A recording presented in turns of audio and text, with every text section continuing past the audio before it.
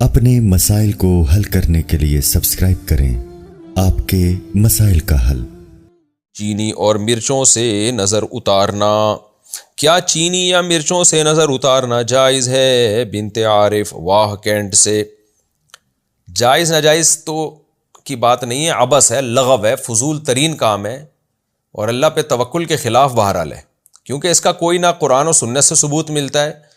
اور کوئی دلیل نہیں ہے اس کے۔ دیکھیں دلائل یا تو قرآن و سنت سے ہوتے ہیں یا عقل سے ہوتے ہیں، نہ عقلی کوئی دلیل ہے نہ قرآن و سنت کی کوئی دلیل ہے۔ تو بعض لوگ کہتے ہیں کہ یہ تجربے سے ثابت ہے کہ بچہ رو رہا ہوتا ہے، مرچیں جلاتے ہیں تو بچہ چپ ہو جاتا ہے، اس کا مطلب نظر لگی تھی اور ٹھیک ہو گیا۔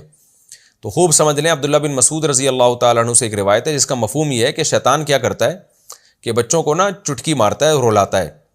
پھر اس کی اماں کیا کرتی ہے، وہ اس طرح کے ٹوٹکے کرتی ہے تو شیطان چٹکی مارنا چھوڑ دیتا ہے، تو ماں سمجھتی ہے میرے ٹوٹکے سے ایسا ہوا ہے، تو ماں کا اس ٹوٹکے پہ اور زیادہ یقین آ جاتا ہے، حالانکہ وہ ٹوٹکے کی وجہ سے نہیں ہوا ہوتا،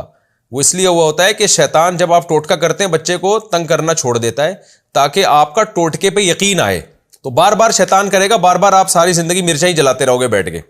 تو اس کا حل یہ ہے کہ بچہ رو رہا ہے تو یہ ٹوٹکے نہ کریں، آپ یہ حرکتیں اوٹ پٹانگ نہ کریں۔ مرچوں کا بچے کے رونے سے، انگریزوں کے بچے بھی تو روتے ہیں نا، وہ کیا جلاتے ہیں؟ عربوں سعودی عرب میں بھی تو بچے روتے ہیں، وہ کیا جلاتے ہیں؟ تو یہ انڈیا پاکستان میں ہی کیوں مرچوں کو برباد کر رہے ہیں آپ؟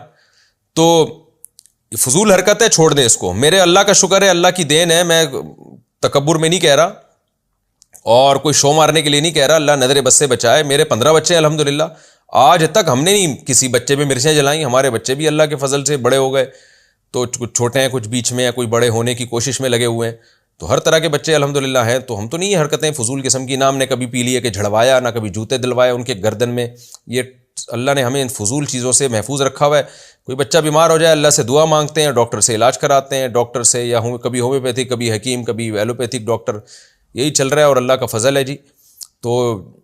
اس لیے جو ان ٹوٹکوں میں پڑے گا برباد ہو جائے گا، اور ہم نے دیکھا ہے ہمارے جو ریلیٹیو ٹوٹکوں میں لگے ہوئے ہیں وہ ٹوٹکے ہی ساری زندگی کرتے رہتے ہیں۔ آج فلانے کی مرچیں جل رہی ہیں تو کل سلبٹے گھوم رہے ہیں، پرسوں فلانا عامل آیا ہوا ہے ان کے گھر میں، سونگ کے جا رہا ہے، پتہ نہیں گند کر کے جا رہا ہے وہ عامل ان کے گھروں میں، اور آج فلانے نے کہہ دیا ان کے گھر میں یہ ہوا ہے، آج فلانے نے کہہ دیا، ساری زندگی عذابوں میں ہی گزرتی ہے ان کی۔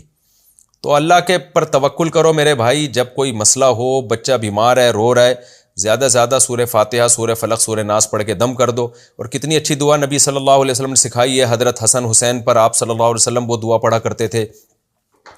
اعوذ بکلمات اللہ تامہ من کل شیطان وہامہ ومن کل عین لامہ، یہ نظر سے بچنے کی دعا ہے، یہ دعا پڑھ لیا کریں، بچے پہ دم کر دیا کریں، بس اتنا کافی ہے۔ مرچوں ویسی مہنگی ہو گئی ہیں اور ان چیزوں میں بھی مرچوں کو آپ کر رہے ہیں، تو آپ جلانا چھوڑ دیں، شیطان تنگ کرنا چھوڑ دے گا، ورنہ شیطان تو آپ کو پتہ ہے وہ آپ سے بڑی چیز ہے،